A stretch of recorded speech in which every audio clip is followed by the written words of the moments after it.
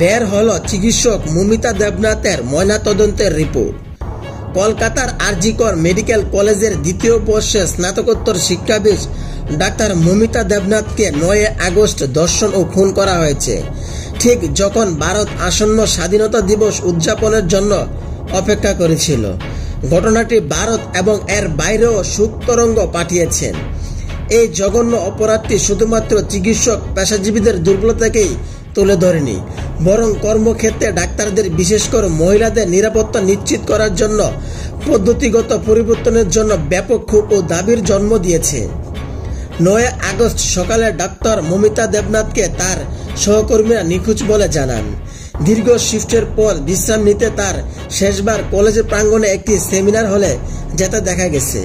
সেই দিন রাত পরে তার মৃতদেহ পরিহিত অবস্থায় আবিষ্কৃত হয়। দৃশ্যমান আঘাতের সাথে একটি নৃশংসতা হামলার ইঙ্গিত দেয়। ময়না তদন্তে নিশ্চিত হয়েছেন তাকে ধর্ষণ করা হয়েছে এবং শ্বাসরুদ্ধ করে হত্যা করা হয়েছে।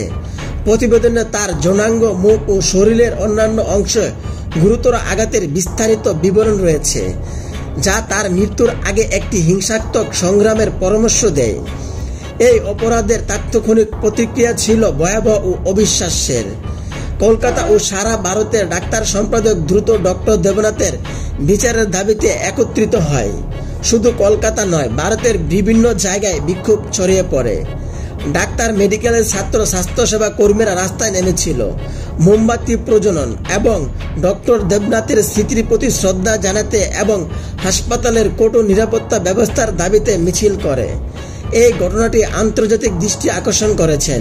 সারা বিশ্বের চিকিৎসক সমিতি এবং মানবাধিকার সংস্থাগুলো ভারতের প্রতিবাদী ডাক্তারদের সাথে তাদের সংহতি প্রকাশ করেছেন। বিশ্বব্যাপী চিকিৎসা সম্প্রদায়ের এই হামলার তীব্র নিন্দা করেছেন এবং স্বাস্থ্যসেবা পেশাদারদের নিরাপত্তা নিশ্চিত করতে অবিলম্বে পদক্ষেপ নেওয়ার আহ্বান জানিয়েছেন। ডাক্তার মমিতা দেবনাথের হত্যাকাণ্ডের তদন্তের ফলে কলকাতা পুলিশের দুর্যোগ ব্যবস্থাপনা বাহিনীর একজন নাগরিক স্বেচ্ছাসেবক সঞ্জয় রায়কে গ্রেফতার করা হয়। সঞ্জয় রায়, যার গার্হস্থ্য নির্যাতনের ইতিহাস ছিল এবং তিনি প্রায়শই হাসপাতালের পরিচিত ছিল।